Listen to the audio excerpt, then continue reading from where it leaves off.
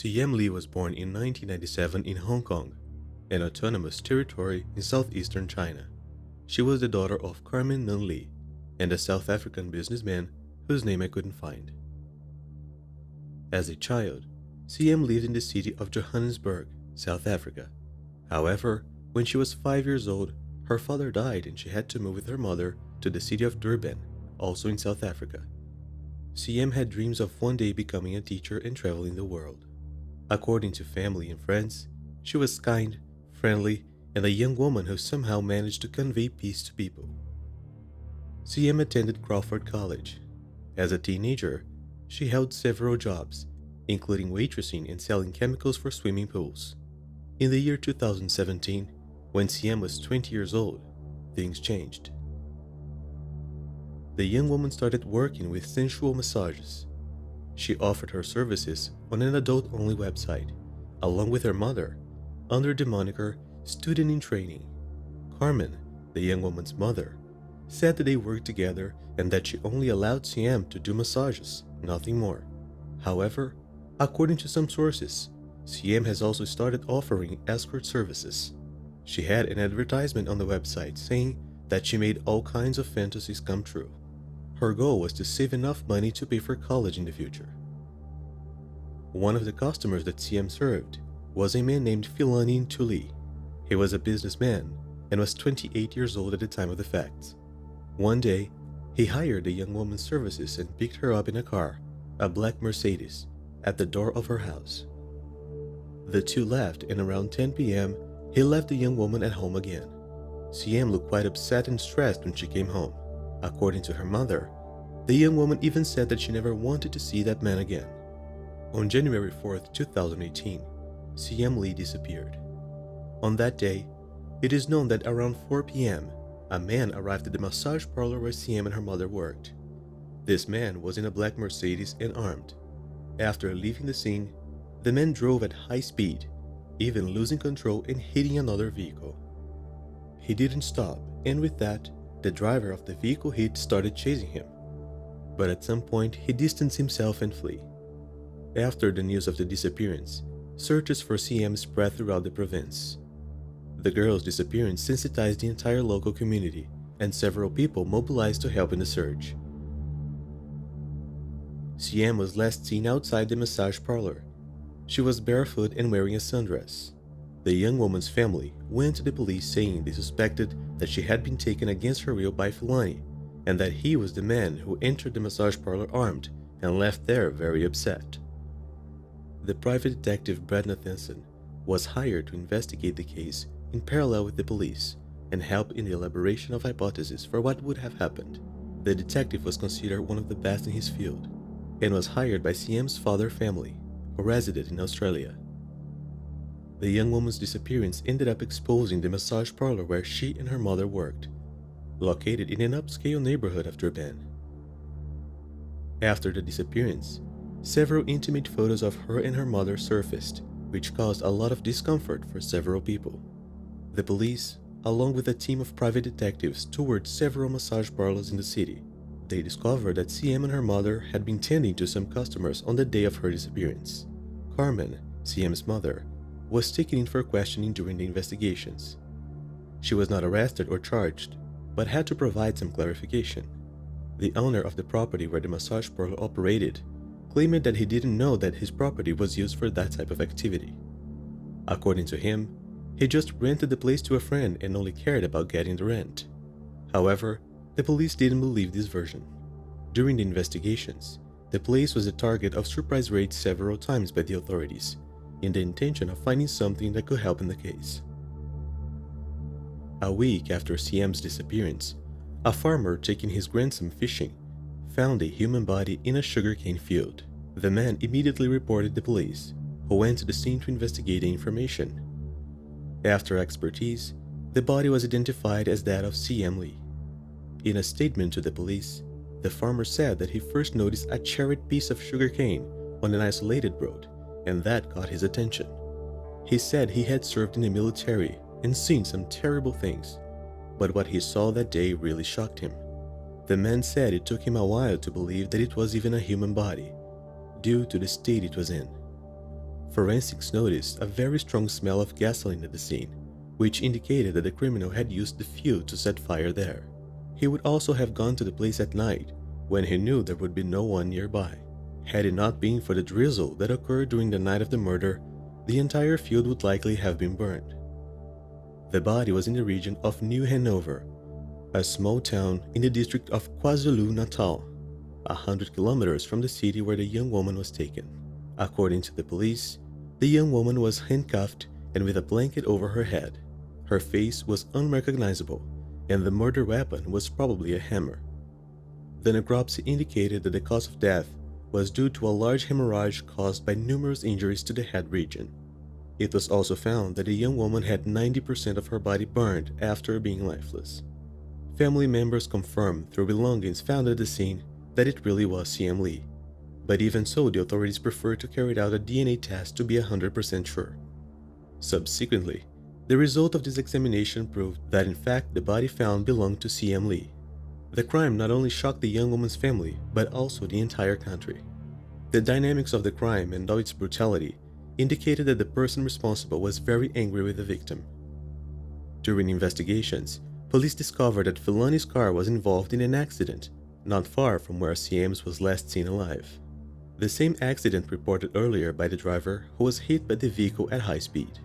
At one point in investigations, the detective in charge of the case found a girl who said she had been taken by force and forced to have relations with Filani 2 years earlier. This girl provided the address of where everything would have happened, and the place she pointed out was Filani's house. In addition to this information, the police also discovered that the tracking system of the vehicle that Filani was using pointed out that he was in the same place where Siam's body was found. For detectives, he didn't bother using a vehicle with tracking, as the car was in someone else's name. However, he didn't count that several witnesses saw him using the car that day. With that, Filani became the prime suspect in the crime. During a search of his house, the police found several products to stimulate and improve intimate relations. However, there were no condoms in place or anything that could prevent STDs. Later, the police discovered that Filani had AIDS and that he used to transmit the virus on purpose. It was also discovered that he used to attract women with job proposals and then force relations with them. In addition, there were already numerous complaints of embezzlement against him from people who claimed that he convinced them to invest money in companies that didn't exist. Filani was arrested by the police 2 weeks after the crime. After the arrest, the police followed his business closely to see if they found any irregularities. According to them, the man had a long list of companies registered in his name, only 2 of which were active. In police custody, Filani confessed to all the crime. In his confession, he said he met Siam a few months ago when he lent her 50,000 rand. According to him, the young woman said it was for her personal project and promised to pay back, but ended up not paying. On the day of the murder, he said he had lost his temper with Siam and went to her job with handcuffs and a gun to demand his money. The young woman would have told him that she didn't have the money and that she wouldn't be able to pay him, which made him even more angry. From then on, he said he had the idea of taking the girl by force and then asking for a ransom for one of her relatives. While Siam was under his rule, Filani forced relations with her several times. The young woman allegedly said that no matter what happened, when she was released, she would go straight to the police. With that, Filani decided to take her life. Initially, he tried to suffocate her, but was unsuccessful. He said that during his attempts, the young woman's legs were shaking and he couldn't bear to see that. He then gave up on that method and went to the garage where he picked up a hammer. Afterwards, he placed a blanket over Siam's head so he couldn't see her face and landed several blows.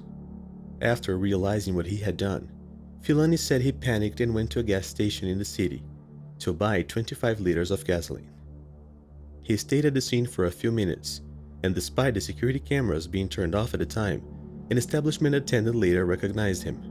This same attendant said that he already knew Filani as a regular customer of the place. After that, Filani followed with the young woman's body to a region called Cattle Ridge with the intention to getting rid of it. But there were many people around, which made him give up the idea. He then proceeded to New Hanover, where he placed the body in a sugarcane field and then set it on fire. the detective in charge of the case, said that the first officer to arrive at the scene called him crying as he began to cry too. He said he didn't know the victim in life, but that he never cared so much about a case as he did about this one.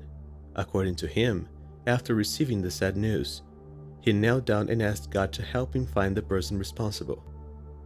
Throughout his confession, Filani didn't show a single ounce of emotion. The man coldly described all the details of what he had done to the young woman and never lost his temper. I didn't find information if Filani actually loaned money to Siam, but it seems that this seemed like an invention of his part in an attempt to justify his actions. Shortly thereafter, Filani's defense attorney filed a lawsuit so that his client could answer for the crime in freedom. According to him, his client's arrest was irregular, since in addition to the police officers who arrested him, there was also a team of private detectives hired by the victim's family, and they could not have participated in the arrest. Justice accepted the argument, and with that, Filani was released on bail to wait in freedom until his trial date. In May 2019, the accused appeared at a pre-trial hearing looking haggard. According to sources, the man looked very different and had to leave the courtroom with the help of crutches. It was then that in June 2019, Filani Ntuli passed away due to skin cancer at the age of 30. As soon as the news of his death was released by the media, a large part of the population began to speculate that this could be a maneuver by the accused to escape justice. The prosecution started an investigation to confirm whether Filani had actually passed away. They asked the funeral home that had the accused's body for his fingerprints to compare with the ones they had in the police database. In addition, a court official made a visual inspection of the body to confirm that it really was the accused. Both the digital comparison and the visual inspection of the body confirmed that it was indeed Filani Ntuli. In a statement, the state prosecutor in charge of the case said that this turn of fate for Filani was sad, because in a way, he had escaped state justice. Siam's family had the same feeling, but they said that now the criminal couldn't hurt anyone else. Do you remember the girl who told the detectives that she was also taken by Filani and helped the investigation? Her name was Jessica Wires, and in November 2020, her body was found on a sports field with injuries on her hands and throat. Jessica was last seen alive leaving her apartment around 5:30 p.m. Before leaving, she told her family that she was going to visit a friend, but never returned home. Jessica was 23 years old, and it is not known if what happened to her was related to Siam Lee's crime, since to this day, Jessica's case had not been solved. After the crime, Siam's mother moved from her home in Durban and currently lives in the city of Pleasanton. About her daughter, she said that they both loved each other very much and that she knows she wasn't the perfect mother, but that the young woman always forgave her for all her mistakes. Well guys, that's it for today. Thanks for watching until the end, best wishes, and I see you next time.